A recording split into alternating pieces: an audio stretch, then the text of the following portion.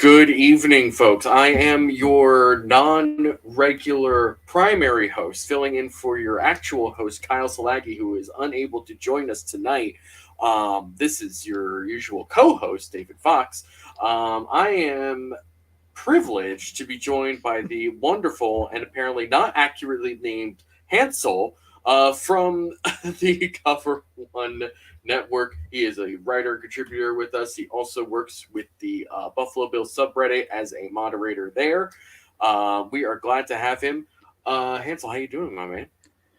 I am good. We're like slowly inching our way towards the season. Like I can already feel that like overwhelming anxiety really Mm-hmm. triggering in me. Yep. I felt it a lot before this previous game, but I just can't wait for Thursday, September 8th. But at the same time, the second I wake up, I'm gonna be like itching all day. It's gonna drive me absolutely crazy. First of all, welcome to the Cover One Roundup. I don't think I said that part. I kind of just jumped into introductions and stuff. But welcome to the Cover One Roundup. But um, yeah, I feel like on game day, I just like convince my mind that like nothing's happening. Nothing's actually happening today. We're just gonna treat today like a normal day, and then like an hour, pretty much as soon as I'm done work, I'm just like, oh god, this is all I'm gonna think about the rest of the day. I need this to happen right now, right now, right now. Yeah, yeah. Oh man! All right, so before we get into all the stuff, the breakdown of preseason week 2 and all the news, of which there was quite a bit today, and we will absolutely get to that. We have an important piece of business to do. As soon as I can freaking find whatever it is I need to put up on the screen, and that is the underdog promotion, because we here at Cover One Roundup are brought to here by Underdog Fantasy. Underdog Fantasy is the most dynamic name in fantasy football. If you have just your one home league and that one draft each year isn't enough for you, then Underdog Fantasy is for you. It's all the fun of drafting your own players, but without the waivers and lineup decisions. Best ball drafts allow you to have all the fun of drafting your team, all the chances to win big, with none of the week to week hassle. If you use promo code COVER1, that's the number 1, when signing up to make your first deposit, then Underdog will match that deposit up to $100. That is $100 in free play, basically free money, if you use promo code COVER1. Even better, Underdog's Best Ball Mania 3 contest is going to make 3 players millionaires. That's right, millionaires, with an Indian, with an M in the front. $10 million in total prizes, $2 million to the first, $1 million to the second, and $1 million bonus to the team with the most regular season points. 3 chances to win $1 million. Sign up now using promo code COVER1 to take your chance at $1 million today with Underdog Fantasy. All right, so we are now just going to go right into the Roundup. We're going to start with a couple of releases. We're going to talk about the spring era All Pro Tavon Austin. It was very unceremoniously released today. He got one pass on Saturday, right? I think it was one. Yeah, I honestly like. I actually thought it was Blessed Austin who caught that, and I was like, I'm pretty sure that dude's a corner on the Broncos. Why is he catching a pass for the Bills on? Oh, it's Davon Austin, right? I forgot he was on this team. Not all that surprising, because I mean the Bills, not only did they just not use him on offense in the preseason, or really didn't. I mean, I never heard of him during training camp either. But they also didn't really use him at all on special teams as a returner, where like he's been most consistent throughout his NFL career. So it kind of seemed like, especially with the deluge of receivers that they have, that somebody was going to get cut sooner rather than later, and a lot of these other guys just bring something else to the table. Whether that's actually contributing on special teams like a Jake Kumaro, or just being a more clean and polished receiver like an Isaiah Hodgins or whatever. It just seemed like the writing was on the wall. How did you feel about that? I mean, that I didn't think there was a whole lot to that. Yeah, I mean, he seemed to be like the darling of Bills Mafia prior to training camp. Like the Bills signed him, and people became like obsessed with him. There was always one every preseason where this happens, Always. and Tavon Austin was the initial one. But again, like you said, it very quickly kind of divulged into like, oh, he's still on the team, and then the second he wasn't returning footballs, you knew that he was going to get cut sooner than later, just because that was his only path to the team. Like there was no other way he was making this roster. He's 32 years old. He's never really lived up to the hype of his draft pick or what people thought he'd be out of high school and college. So it's kind of a bummer for him. But at the same time, with this team being as stacked as it is, there's no room for him on this team. Maybe he'll fit somewhere else though. There's always another NFL team willing to take a chance on a former first rounder. That's kind of just how the NFL works. That's why Cam Irving was playing left tackle for the Panthers last year. So that was sort of something we expected. Another move that we felt was expected, and I kind of talked about in my recap earlier after the game, was Matt Hawk, punter, released, which means the punt god has now won his first battle against the common man. So Matt Hawk was the subject of a lot of criticism and controversy last year because of a lot of inconsistent performance. I talked about in an article last year how he was important for Tyler Bass to be a holder. That's why they brought him in. Obviously, we all know that at this point. But there just comes a point where that's only going to take you so far. You can only live in the dreaded shadow of Corey Bojorquez for so long before people realize, all right, maybe this just isn't worth it. So clearly Matt Araiza, who is still learning how to do, the whole operation of, getting the kick down and refining his own punting mechanics as well.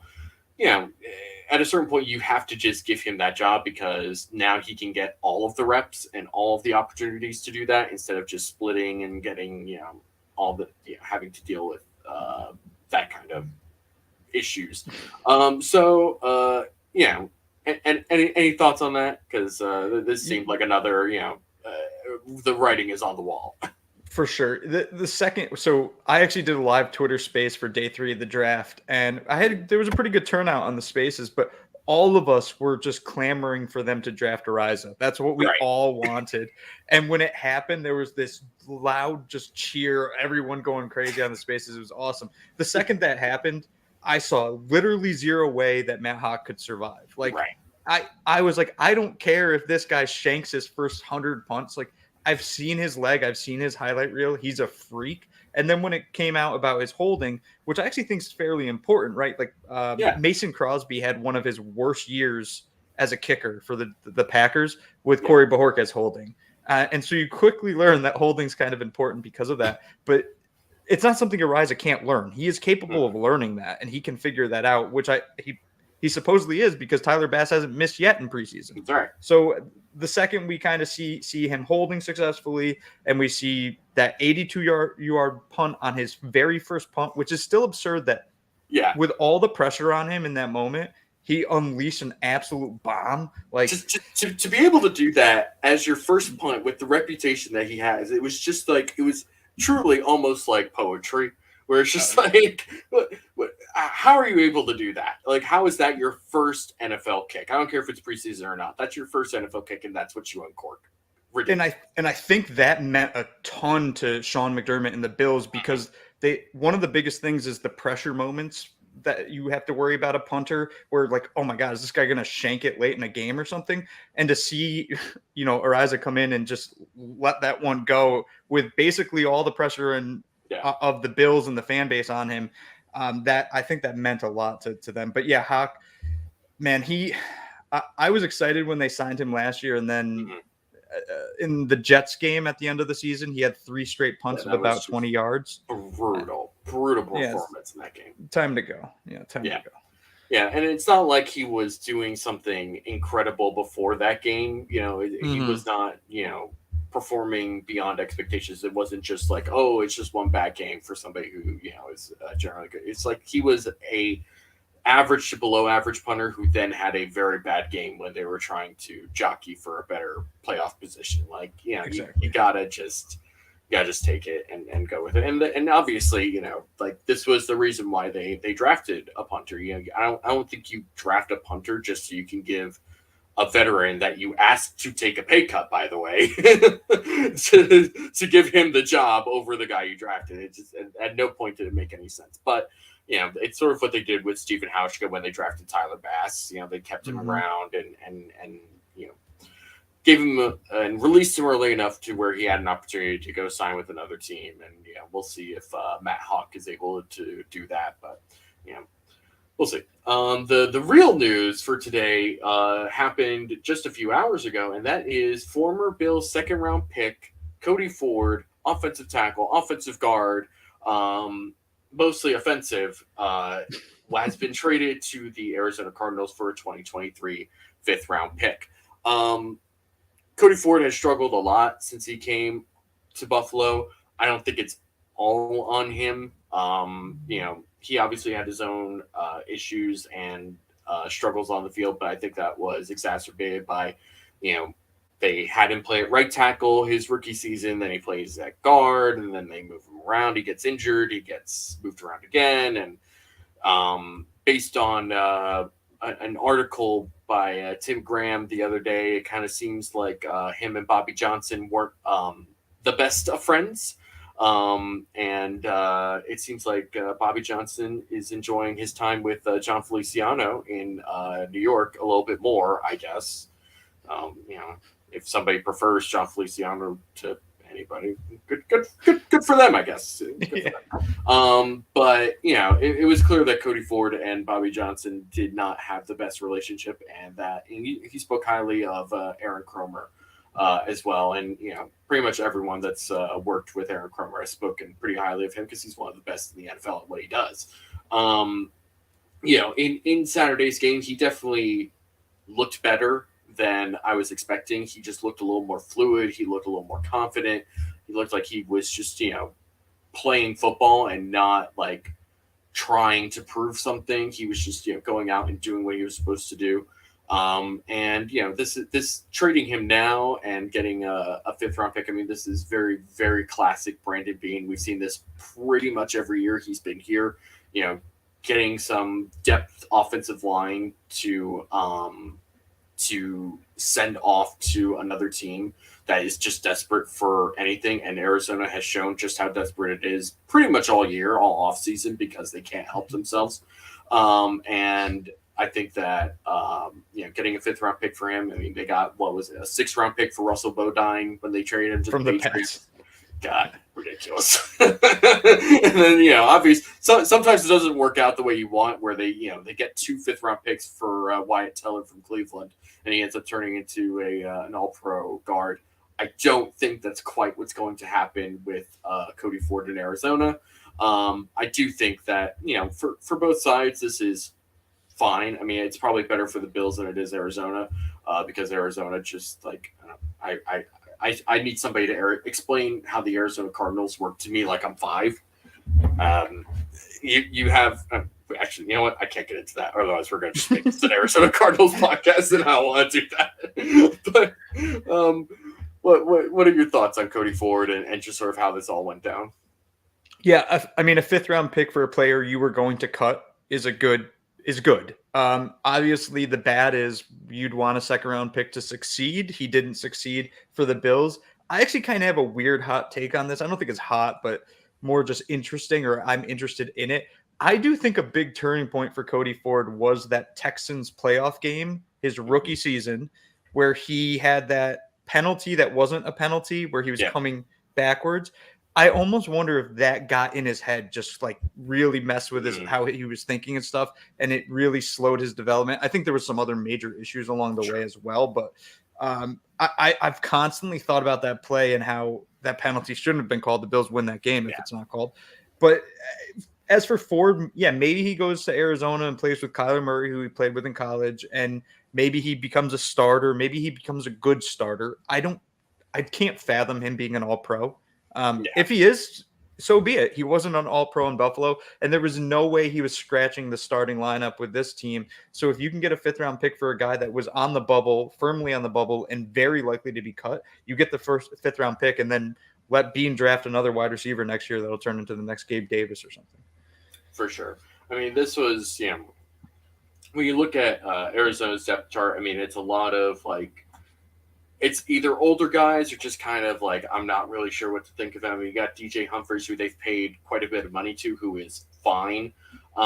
Justin Pugh, who, like, I mean, if there was a spot, him and Will Hernandez are the starting guards right now. I think either one are not necessarily safe. I mean, just trading for a guy like Cody Ford probably signals that, like, they're not overly enthused about either one. So, and they were both Giants at one point, right? They were. I think both they of were. them were. Yeah. Yeah. Both were drafted by the Giants. Both just sort of washed out with them. Obviously, you have Rodney Hudson, who was like contemplating retiring this year, and then Kelvin Beachum, who's been solid for them, if not overly spectacular. But this is a team that just like I really question just like how this roster is constructed. And again, we're not going to go too deep into that, otherwise we're going to be here forever. But getting Cody Ford just sort of seems like they really feel the need to at least have an extra body in there, somebody who has a little bit of experience and that they feel like can work well. And Arizona's offensive line coach is Sean Kugler, who a lot of people seem to like and appreciate. I kind of wonder if they asked Kugler, like, hey, is there somebody that between these names that are available, like, is there somebody that stands out, somebody you want to work with, et cetera, et cetera. Of course, that's all just speculation on my part, but that's most of what it was. Or it could have been Kyler, like, I need my gaming buddy for when Call of Duty comes out that I play with in college. Like, let's go get Cody. Like, he could make that demand now. Due to his contract, he can make any demand he wants. I need my buddy for double XP weekends. Yeah. Don't worry about that. Don't worry about it. Oh, God. I really want to talk about Arizona, but we're not going to do it. We're not going to do it. Oof. What a team. Bad vibes all around. So we're going to move on to the preseason game that was played on Saturday against the Denver Broncos. The Broncos did not play any of their starters, if I'm remembering correctly. I don't think a single one played, yeah. Yeah. The Bills played their starters for at least a series. Josh Allen looked spectacular, as he did on his one singular drive. I felt that just that whole first drive was just like exactly what you wanted. Yep. It was Josh Allen looking sharp and making good decisions, and it was Devin Singletary ripping off a couple of really good runs, picking up exactly where he'd left off at the end of the year. It was just really good, and of course a Gabe Davis touchdown to cap it all off, to further intensify the Gabe Davis hype a little bit. So just sort of your initial thoughts watching that game. Yeah, I mean, leading up to the game, right, I think a lot of people were terrified. Josh Allen, the starters in, like, God, please don't get hurt. And my thought was they're going to put him in, a system where he's going to have his least chance of getting hurt as possible. And I think the very first pass, he just like took one step back, threw it to Isaiah McKenzie. Like, there was no time on the ball. But as far as like that whole drive went, like you said, it's exactly what we wanted. Like, you have your all-world quarterback, you have your all-world wide receiver, you have Gabe Davis, all these other guys, and they just look like they were so much better than their competition, which they should have been because they're backups. But at the same time, it looked clean, it looked fluid, it looked quick. And Allen's even talked about how quick the plays were coming in with Dorsey, which I think is very important. Singletary looking great. Like, it just all looked exactly as you would expect when you have that caliber of an offense against a lesser defense, also with backups. Exactly what I wanted to see. I don't need to see Josh Allen again until September 8th. Yeah, I would agree. If they wanted to sit him for the third game, I'd be good with that. If they want to play him sort of like what they did against Denver, I think that would be fine too. Just, one drive just to keep things in rhythm. it was exactly what you wanted to see. It was, very easy, very simple for them, and it should be. This is an extremely talented team playing against backups. That's what you want. I don't think anybody was really expecting. Oh, they're going to struggle. They're going to struggle with this, But then even on the ensuing drive, where Case Keenum came in, I mean, they still kept a large, pretty much everyone else on offense on the field. And they still went down and scored and looked great doing it. And it also was, I believe, that was the first Zach Moss touchdown, I believe.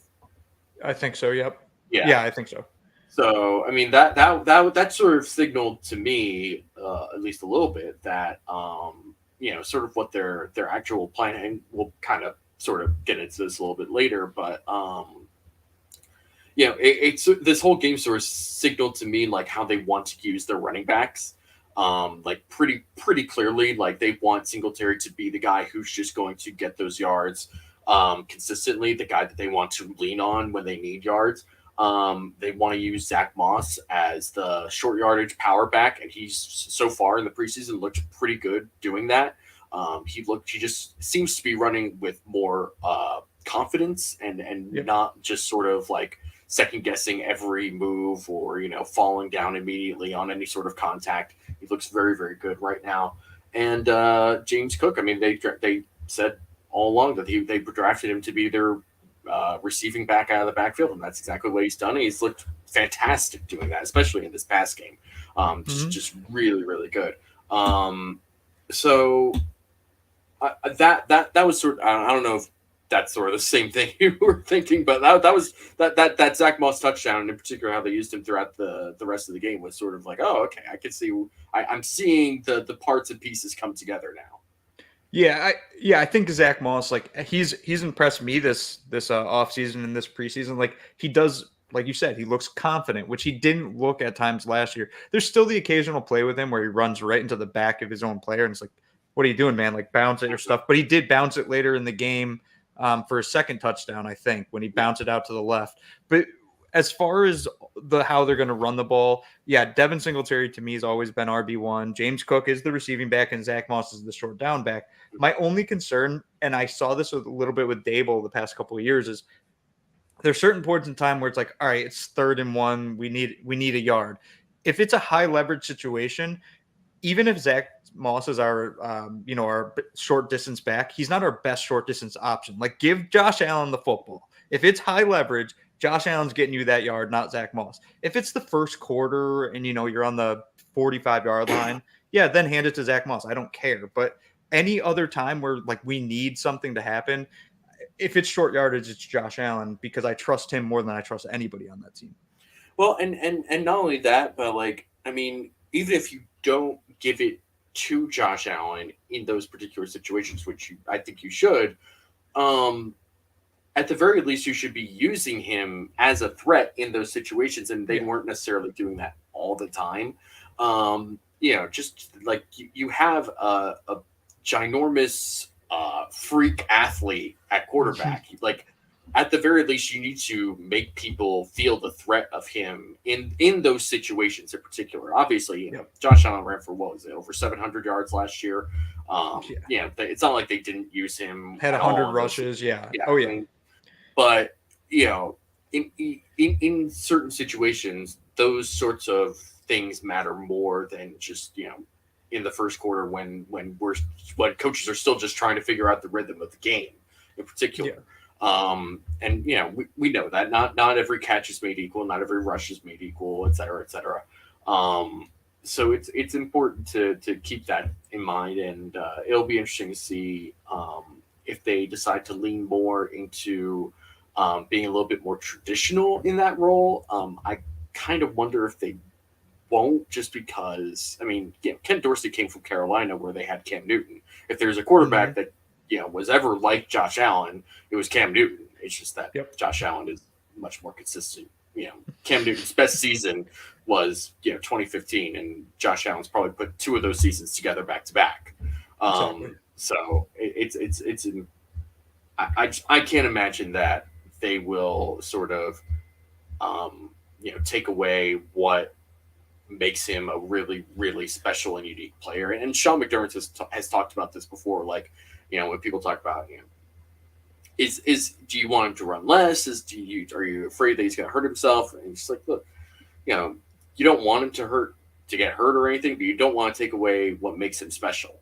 And that's it's important. You don't want to stifle a player's instincts in those situations. I mean, it's so like that 4th and 1 against New England in week 16 or whatever, where, I mean, if you go like frame by frame, there's at least 3 frames in a row where it looks like that's going to get stopped for like a 3-yard loss, and then he just slips right through 2 New England defenders and picks up 5 yards. And it's just like, who else does this? It's crazy. And you don't want to have in your mind, I think, that you can't do that or you shouldn't do that out of fear that your quarterback's going to get hurt. Your quarterback can get hurt playing in the pocket. Joe Flacco's gotten hurt doing that. Tom Brady's gotten hurt doing that. Peyton Manning's gotten hurt doing that. Every quarterback is vulnerable to getting hurt. The idea that they're going to get more hurt running the football. Well, yeah, if they just don't know how to slide or if they don't know how to protect themselves. And Josh Allen certainly barges into contact when he wants to, but he also knows how to slide and how to go out of bounds at times. But he also likes to dish out punishment because he's ginormous.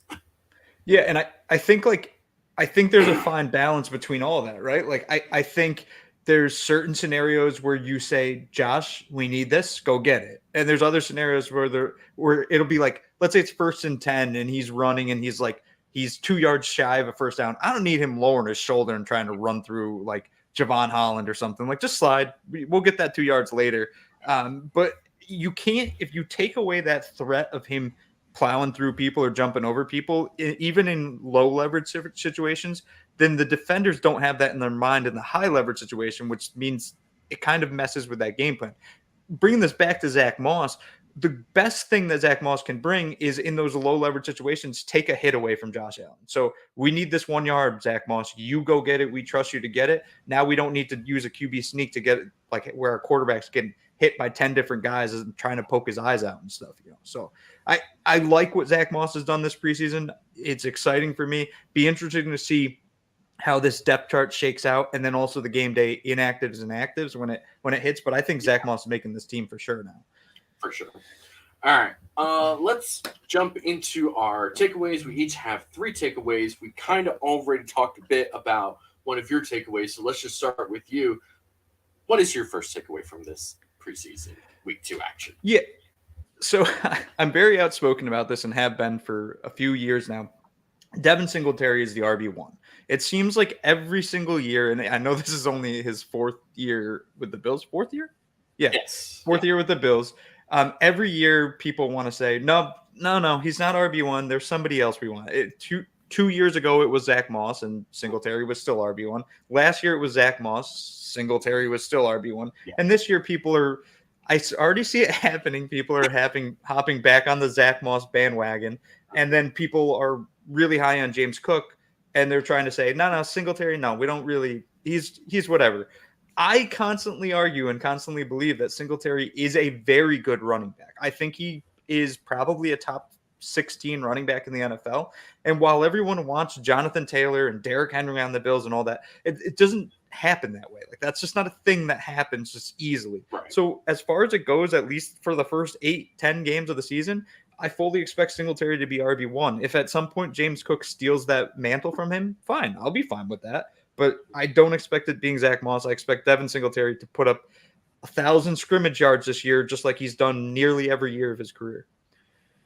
Yeah, I mean, I was very at first, like when the season started and they were just kind of struggling running the ball. Period. It was kind of like, man, you've spent multiple 3rd-round picks, which are not like cheap whatever picks. Like these are fairly premium picks that you want to be able to get some sort of decent return out of. And they've spent them on 2 running backs that don't really look great right now. And then Devin Singletary managed to turn it on and really be a major part of the offense down the stretch. And so far through the preseason, that has been the case again. I think that he just looks the part, and he looks like he's just running with that same confidence and that same tenacity. I mean, he was just dragging some dudes in that Broncos game, and he was doing that last year too. I mean, it's amazing what this 5'7" running back is able to do in terms of power. I mean, he's a very like strangely shifty dude in terms of how he moves and cuts, but he's got like a weird amount of power for his size, and that should not be underappreciated. And I think that people who are clamoring for Zach Moss again are the same people who were probably calling him to be cut at certain points during the offseason, especially probably after James Cook got drafted. And with James Cook, I mean, you know, he obviously looks very smooth and very natural as a receiver. And it's very, very refreshing to see somebody who looks that way on this team right now. But as in terms of a complete running back, he's not there yet. And the Bills know he's not there yet. That's why they're wanting to bring him in a limited role, and in a role that he is like knowledgeable and comfortable with and very good with. I mean, that's the type of role he played in Georgia. And it's what they have needed from that position group for a long time now, where, you know, when you do check it down to these running backs, that you're not getting, you know, just a single yard or two, or, you know, God forbid, minus yards. You're getting 4 or 5 yards, and you're keeping your offense on schedule. And it, you know, there's not some like it's where it doesn't feel like a wasted play. And that's what you want. You want to be able to just get your couple yards and just keep things moving the way they're supposed to be moving, and not get backed up and then, you know, panic, et cetera, et cetera. So yeah, I think Devin Singletary is for sure the RB1 moving forward. I don't think there's really any sort of question about that. My first takeaway, which is sort of kind of tied into the running back situation, but really just this whole offense as a whole. The offensive line looked way more competent in this week than they did last week. I think that, you know, we talked about Cody Ford earlier. He definitely looked better this past week than he did in the first week. Although, admittedly, I wasn't, you know, going through and dissecting every single offensive lineman from week one, because I don't hate myself that much. But I, you know, you see things that stand out and notice. And I'll tell you, one of the guys that was standing out to me was one Bobby Hart. I mean, there were plays where I was like, that was good.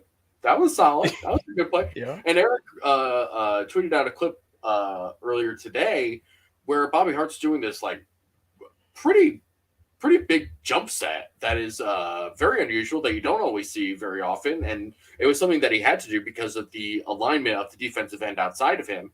But he took it, and he was like right there. He was ready to go. I was like, okay, all right. That's what you want to see. That's what, you know, it's he just looks like so much more competent, and just like, oh yeah, this is what I'm supposed to be doing, right? Like, you know, he doesn't look like he's just sort of lost and confused, and like he's just about to get rolled over again and again. He looks like average, like average to below average, which, if that's what you're getting from Bobby Hart, like we should be calling up the Vatican to acknowledge Aaron Cromer as a saint, or at least investigate it a little bit, like, you know, whatever. But, you know, Bobby Hart has been the offensive line pariah of the NFL for years and years. I mean, this is somebody who's gotten so many chances in the league for no real discernible reason. And now he's coming up here with Aaron Cromer, and it's like, oh, okay. So you can be like a halfway decent player, somebody that isn't just going to drive every single fan crazy with thoughts of like, why are you here? Why are you making hundreds of thousands of dollars right now? True. Yeah.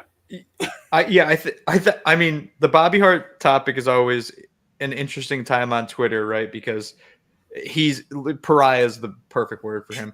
Now, I do think he has some we won't get too far into it, but he has said some controversial things in the past, which is where I think a lot of this stems from.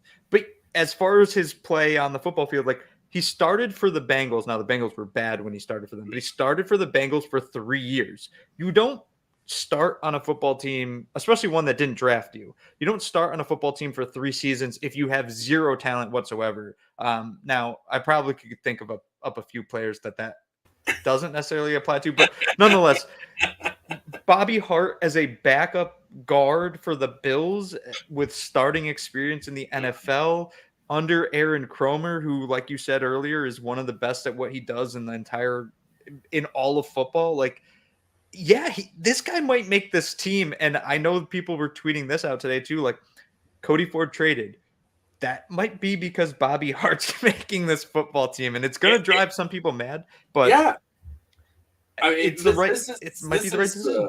Yeah, I mean that it's kind of crazy where we're talking about, oh, Bobby Hart might make this team, and I'm okay with it. Maybe. It's not crazy to. I mean, it is a little crazy that we're talking about this now because I mean, every like last 2 seasons where Bobby Hart's been re-signed, it's like, boy, this team just can't help themselves, can they? It's just really bad offensive linemen as backups. It's really. It's pretty impressive that Bobby Hart, who's been, like you said, has been in the NFL for quite a bit, has managed to take on a lot of really great coaching, and is clearly learning something and is doing something with it, and is turning that into something on the field. It's pretty impressive to be able to do that. Several years into your career, where most guys, you kind of get your first couple of years in and it's hard to really change a lot of different things, and for him to be able to just take in that type of coaching and really do something with it is impressive, and so good for him. We will move on to your second take, and what is that, Mr. Hans? I think our second takes. You have a second. It's very similar. But it's the same. Similar. It's the same thing, and we kind of already briefly talked about it. But Josh Allen looks like an absolute superstar, and again, it's preseason, right? So take everything with a grain of salt. I always say that with preseason. So like, if Tua goes out this following week and goes 20 for 20 for 500 yards and 10 touchdowns, I'm gonna be like, it's Tua. It's preseason. What's it matter? But when you watch Josh Allen play football, or when you this is the craziest thing to say as a Bills fan, when you watch an elite quarterback play football, which is what Josh Allen is, it just looks different than everything else. And to watch him out on the field, he had 3 completions. The first 2 were just simple passes he just made, and just because they were easy for him to make, but they're not easy for everyone to make. And then the final pass to Gabe Davis, it was just like he felt a little pressure. He steps forward. I don't like that. Step back. Turns in like within a millisecond, like, oh, there's Gabe Davis, and then just unleashes a rocket that traveled 35, 40 yards in the air.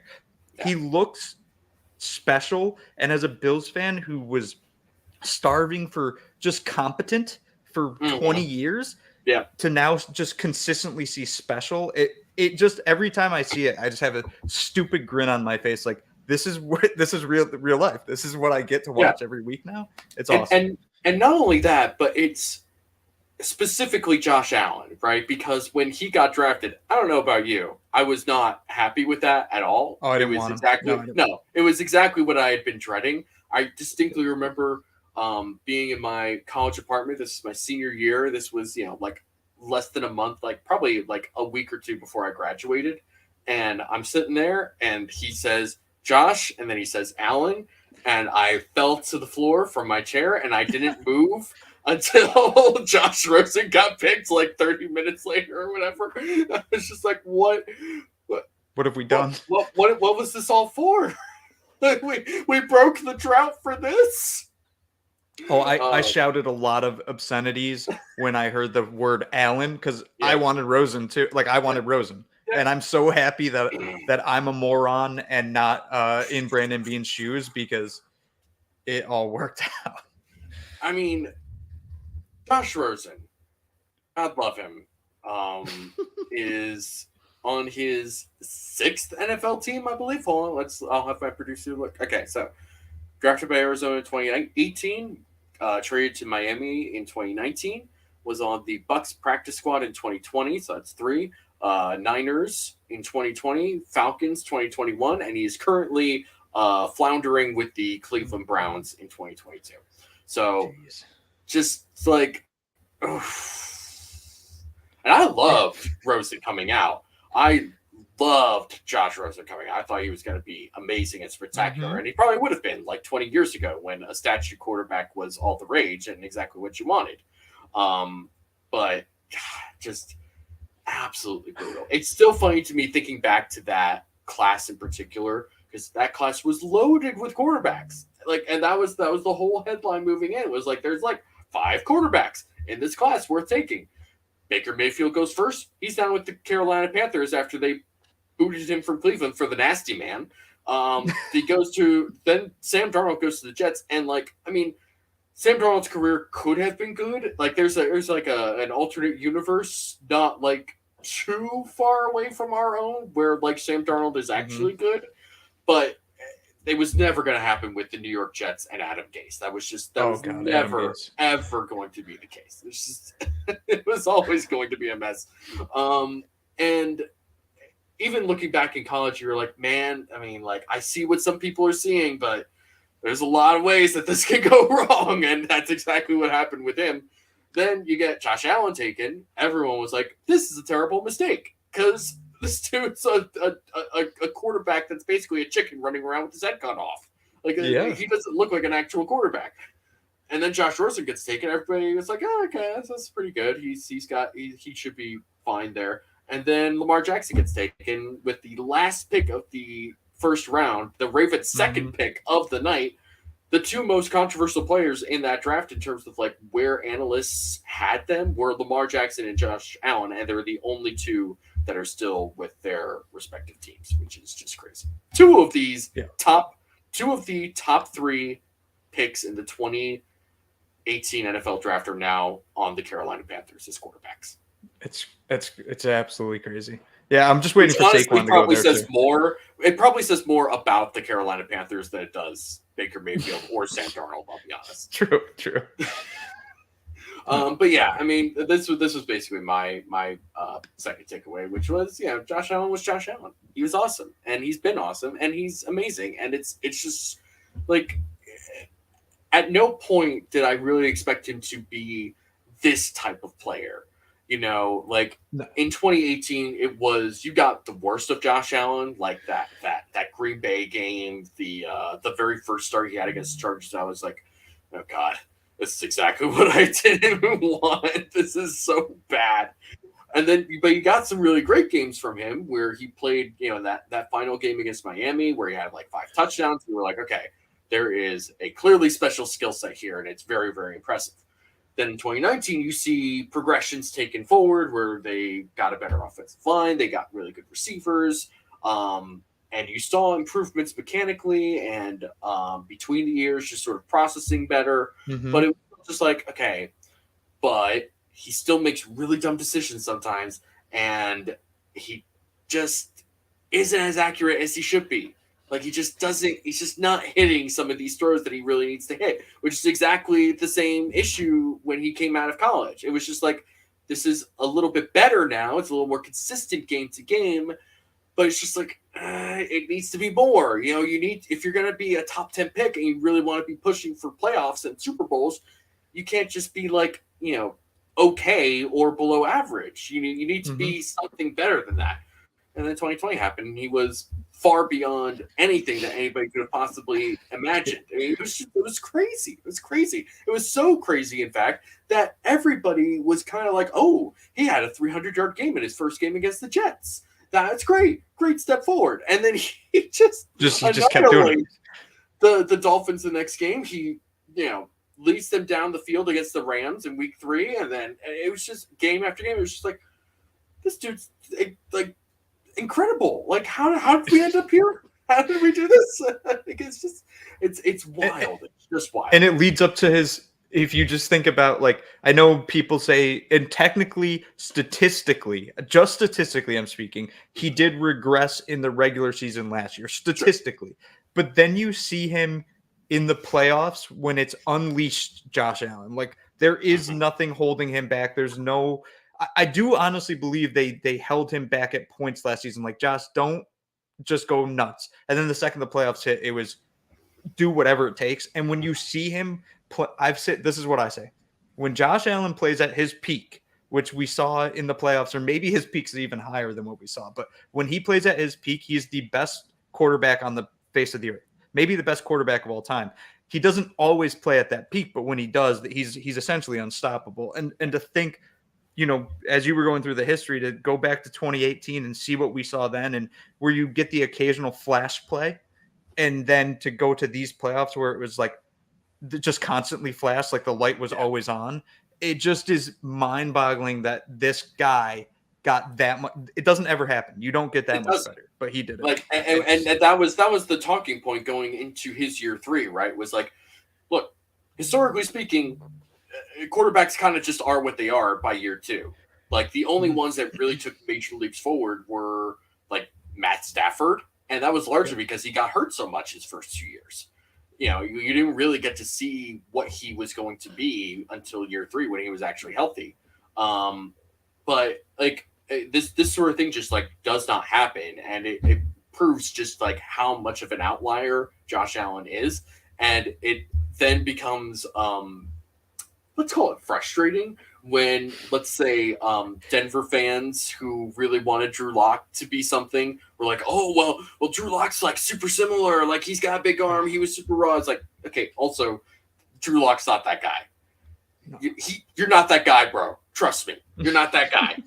But, yeah, and then now Dolphins fans are trying to do it with Tua, which is just like, God, like, guys, look, if there are any Dolphins fans in this chat right now, let's have a little powwow. Let's have a little discussion right now. You don't need Tua Tagovailoa to be Josh Allen, okay? Like, there's no real scenario in which Tua Tagovailoa is a Josh Allen type of quarterback, and that's okay, because he does not need to be a Josh Allen type quarterback to be successful. If he is like, I don't know, like Kirk Cousins-y plus, yes, or like, you know, like the best of Jimmy G, just sort of, you know, across a whole season instead of just for a couple of sporadic starts throughout the season like Jimmy G is. Cool. Then you've hit on a quarterback. Good for you guys. Isn't it nice to join the ranks of that club now? But like some of these fans, the Tuanon community has just become like borderline insane at this point, to the point where it's like, yeah, what exactly are you expecting here? You are setting yourself up to just be so disappointed and aggravated and frustrated. What exactly are you expecting to have happen here? Let Tua be the type of player that he's supposed to be, which is a really good point guard type of quarterback. There's a role for him, particularly in that offense, in theory, where that can lead to really great success. But if you're expecting him to be a Josh Allen, Justin Herbert, Patrick Mahomes type of player, buddy, good luck with that. Good luck with that. And you know, call me up when you're finished with your delusions. All right, let's move on from this.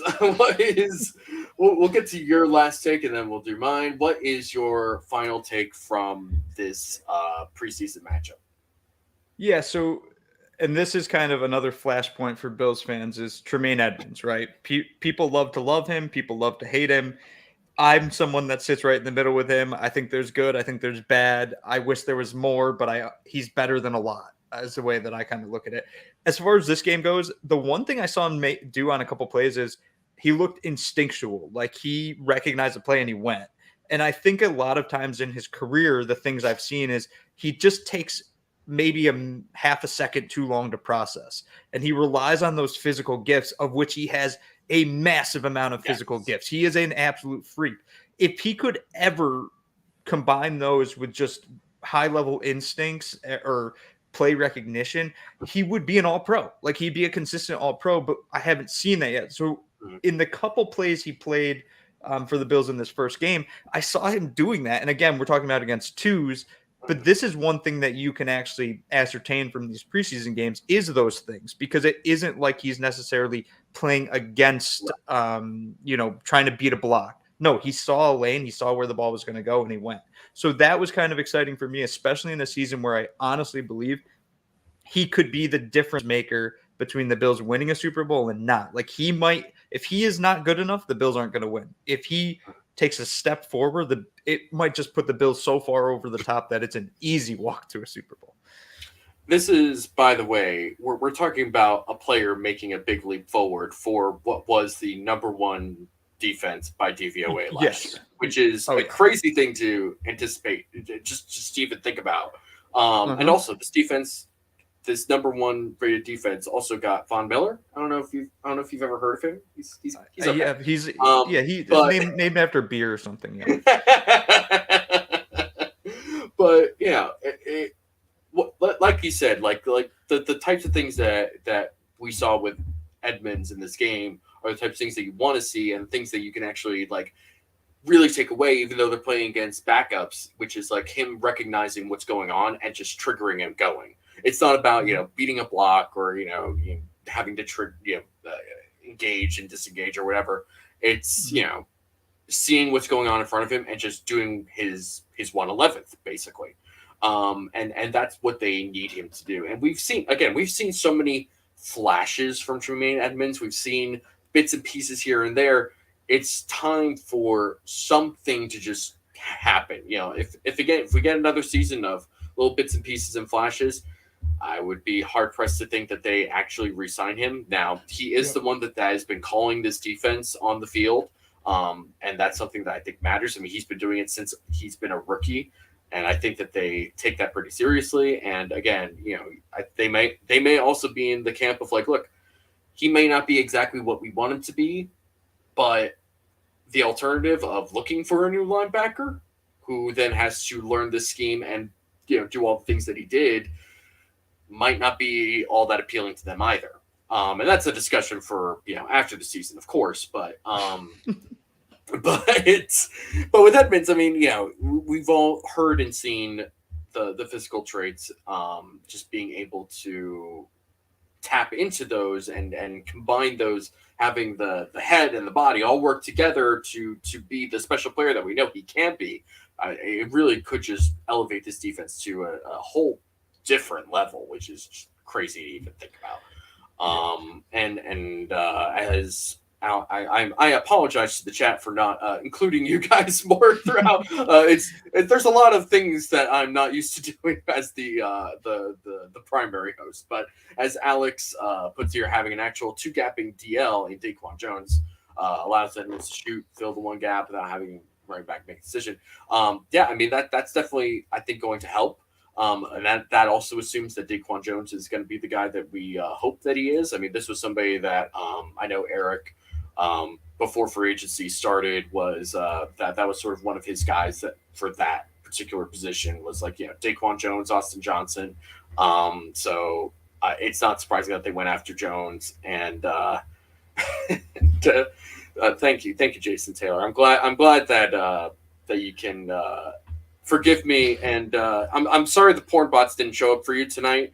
You still got another like half hour or so for them to show up, so and be ignored by them.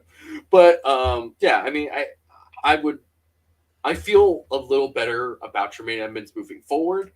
I think that it's going to be really interesting to see what's going to happen with him, and especially since they did draft Terrell Bernard in the third. And while I don't think Terrell Bernard is a Tremaine Edmonds replacement at all, just because the size and skill difference is just totally different, it is worth noting that they took a guy with a premium pick at that spot. So Nick G, I totally called the Daquan Jones pickup. Remember, Dave? First of all, it's David, sir. Nick G. Nobody calls me Dave. I don't know why. That wasn't really like meant to be super malicious. I don't. Nobody really calls me Dave. But yes, yeah, you called it. You called it. I don't remember it. I'm sure you do. Good for you. And feel free to call it out. If you had a take, call it out. If you got the receipts, bring them to me. I love bringing up old takes where I'm actually right, because that almost never happens. All right, so we are going to get to the last tape that I had, which is Quentin Morris contending for a roster spot. Could this be happening in the year of our Lord 2022? There's been a lot of talk about tight ends in this offseason. Dawson Knox obviously took a great step forward in 2021, but by the end of that season, they were basically just deactivating Tommy Sweeney and rolling with one tight end on game day, which was like, all right, I guess that's how you feel about this dude, where he doesn't really need to be there. Tommy Sweeney's still competing for a roster spot. They also bring in former Tampa Bay Buccaneer OJ Howard, who was a great athletic tester coming out of Alabama. Not overly productive. Kind of basically got drafted because of the combine and being like a superstar in 2 straight national championship games. But he's somebody that has sort of not lived up to expectations when he was in Tampa. Part of that's just because they ended up switching to Bruce Arians' offense, which is very down the field, wide receiver centric, that rather than tight ends. So he never really got a great shake of things. But I mean, they also still have Tommy Sweeney, OJ Howard, Dawson Knox, but then Quentin Morris is coming in. We're gonna take a quick pause to Jason Conklin. Thank you for the super chat, $1.99. Appreciate it. Huge fan of your content, David. Thank you. Appreciate it. You got the name right too. You did get the name right. Good for you, Jason. Shout out.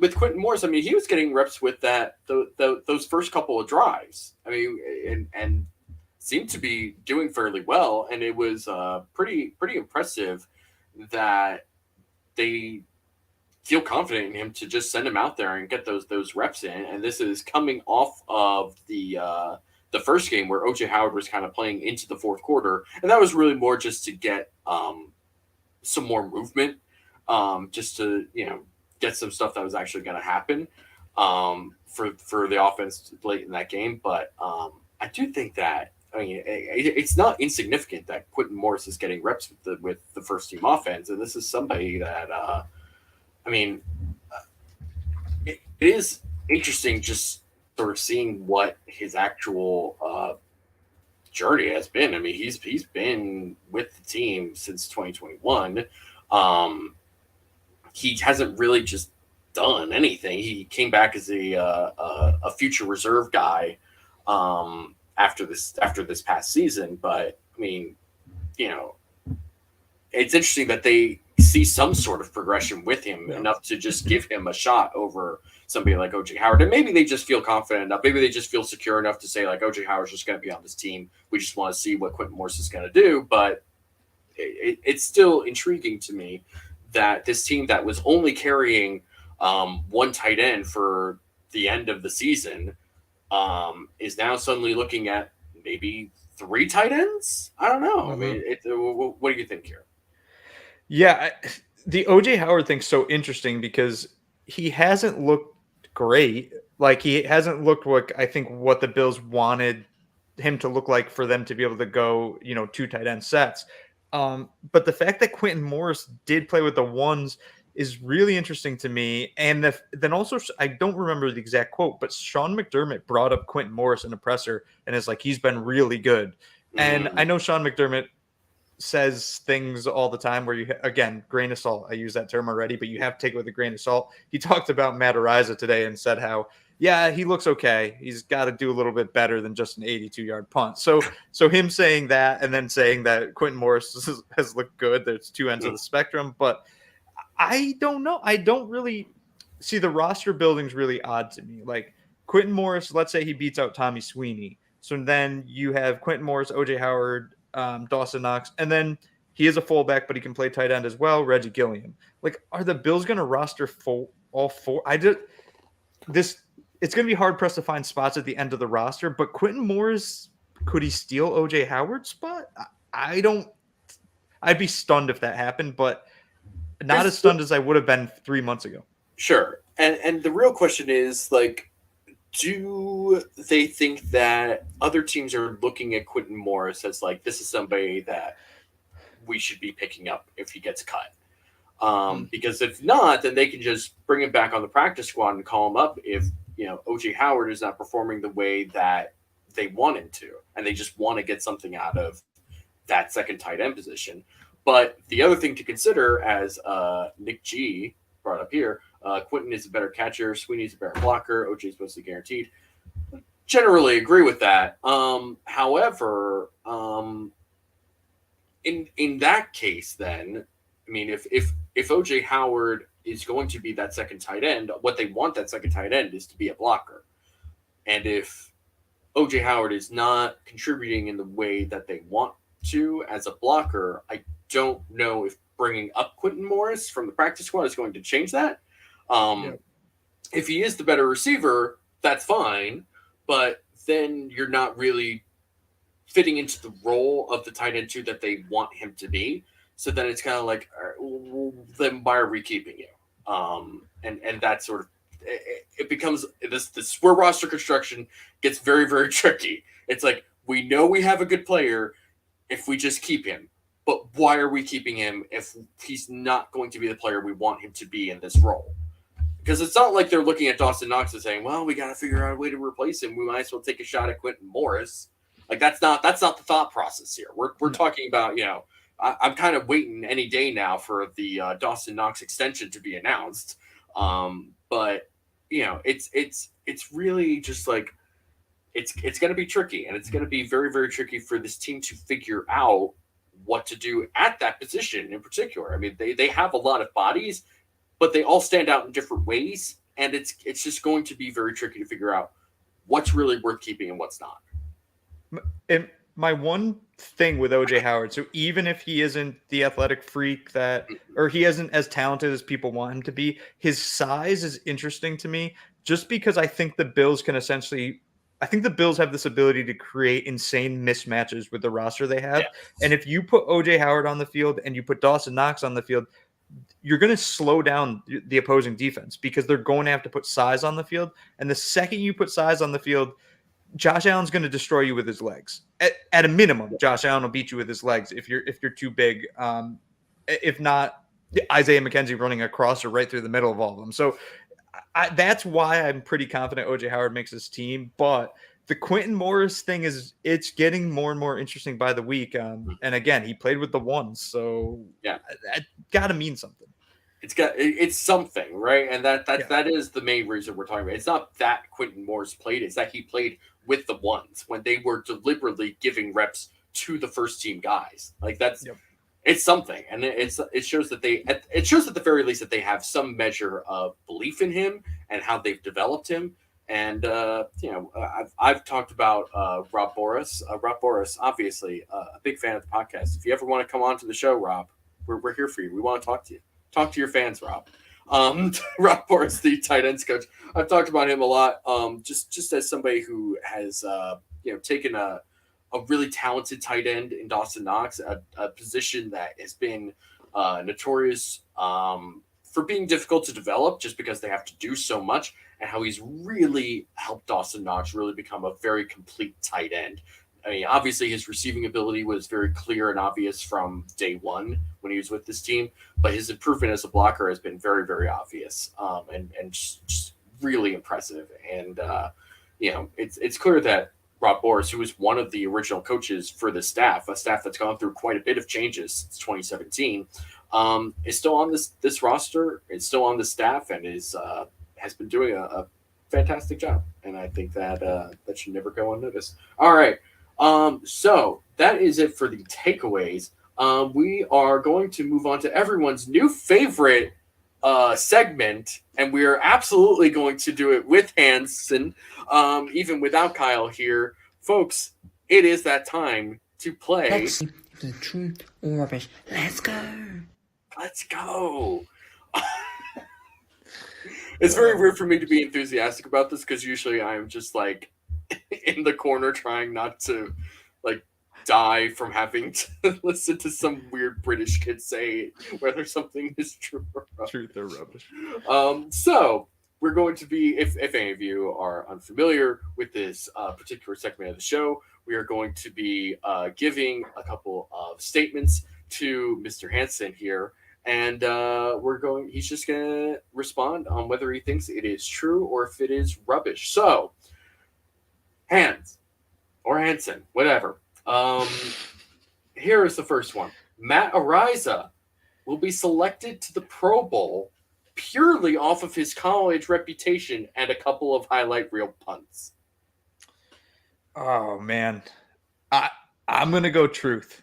This was true. All after all, can believe it. It was true. It was true. It's true. We're saying a Pro Bowl for Matt Araiza. Wow. Crazy. That's insane. Now, I made sure to stipulate that this was, as a lot of the Pro Bowl actually is, that is more based on reputation and just like a couple of, highlights or whatever. A lot of fans and college football fans know who Matt Araiza is and who the Punk God is and that whole thing. So it would not really surprise me if like he gets a strong consideration for the Pro Bowl if he just has a couple of those crazy punts or like a fake punt that goes for 30 yards because that dude can run. And there's a path where this can happen. It'll be kind of stupid if it does, but it's this is sort of something. Pimarudo? Let's say that's the right way to pronounce it. False. He will not qualify based on the number of punts. I love that. That is a great way of putting that. And it actually reminds me of so when the Bills announced that Matt Hawk was going to be cut and Araiza had won the job. Some Patriots fan responded and was like, "Oh, well, he's not that good or whatever." And somebody responded to that with, "Yeah, well, he won't need to be activated against the Patriots anyway." So, True. What a slap in the face that would be if the Bills were just like game day inactive with the punter. Like, do they play the Patriots in like the final week? Yes. Yes. Oh my God. Yeah. If they have locked up a playoff spot, if nothing changes, win or lose against the Patriots in that game, if they don't deactivate their punter for that game, I will be so disappointed. Yeah. Oh my God, what an opportunity that would be. Imagine explaining that like years later. Like how I would want like a 30 for 30 on that. Just like, what if I told you that a punter being deactivated was the biggest insult of Bill Belichick's career? Oh my God. I'm so happy this idea came up because this is all I want now. Like, if the Bills aren't going to win the Super Bowl this year, which I think they will, at least give me that. Then the year's all worth it. Like, I won't call it a bust. Oh man! All right, we're gonna move on to the second part here, truth or rubbish. This is the second statement. The Bills will actually manage the running back room in a way that makes sense. Truth. It's true. This was true. All after all, can believe it. It's true. It was true. Crazy. I was kind of hoping you were going to say false for the first one, so that we could get like a nice back and forth on or rubbish and true. But whatever. Right? Hey, this is why we do the show. This is why we play the games. You never know what's going to happen on true or rubbish. It's wildest part of my night. I honestly thought at first it was a Harry Potter character speaking the first time I heard it. Like the guy with the sock. I don't know. I'm not a big Harry Potter guy, but that's I think somebody has a sock. That's Prohaska's business. Okay, that's him. Should totally have him do this. No, all right. We're gonna think about that later. So on to the actual take, which was managing the running back room. I mean, we kind of talked about this earlier. A lot of one of our takeaways was just sort of seeing like how this running back rotation was going to work, and it seems like they have pretty clear and defined roles. This is your take. I don't know why I'm talking. You talk. Yeah. No, so I do think okay. So I was critical of Brian Dable at times, but also realized that Brian Dable did things that put the Bills in situations to win. I think one thing that fans did over exaggerate, including myself, is that, for instance, Josh Allen was not used enough at times. To be completely clear, Josh Allen broke the record last season for most touches by a player in a single season.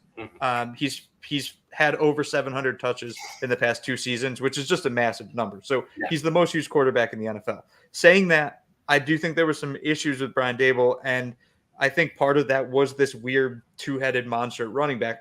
I'm hoping, maybe this is more I hope this is true. I'm hoping Ken Dorsey's more knows how to ride these running backs. And with James Cook, it gives them a very much more clear kind of path or sense of how they should be using them, because James Cook is your receiving back. Your running back is Devin Singletary. And we briefly talked about the short yardage situations, but even then, you could still use Singletary. You could use Moss. I feel like James Cook and Ken Dorsey being added to this team just make these decisions much easier. And that's why I'm going to hope this is true, because I can't see a mismanaged running back room again that could cost us any semblance of an offense with the freak of an athlete we have at quarterback. Like, just don't mess up. That's all I ask. And it doesn't seem that hard. You would think that would be the case. Apparently, it's a little more difficult. Who would have thought? All right, final take of the night. Bobby Hart will make this roster, and Bills Mafia won't be too mad about it this time around. I mean, if I'm following, for anybody that knows logic gates, this has to be false. I have to call That this is false. rubbish all after all. It was all rubbish. It was all rubbish. And after we spent so much of this podcast talking the wonderful praises of Bobby Hart being just average. I will. Yeah, let me. So I alluded to logic gates. So I am a bit of a computer science and mathematics nerd. That's what my degree is in college. So I always try to be logical. That tends to be hard if you're a football fan. Spin 0481. It does take heart to win championships. That's right. Oh, That's right. That's right. But That's right. Your sentence here, Bobby Hart will make the roster. I say that's true. Mm-hmm. I think that's true. The second part, and Bills Mafia won't be too mad about it. They will be absolutely livid if Bobby Hart makes this roster. So the statement in and of itself has to be false, even though the first part's true. Yep. And that's sort of why that's why I put in the Matt Araiza take the way that I did. Like, if you just say Matt Araiza is going to go to the Pro Bowl, most people are going to be like, "That's stupid. Why would you ever think that?" Purely off his reputation and a couple of highlight reels. All right, maybe I can see that. But yeah, I mean, Bobby Hart has certainly improved his reputation pretty much overnight now, with a lot of fans right now, and it will be further improved if he continues to perform well in the final game against Carolina this Friday. But the fact of the matter is he's got such a reputation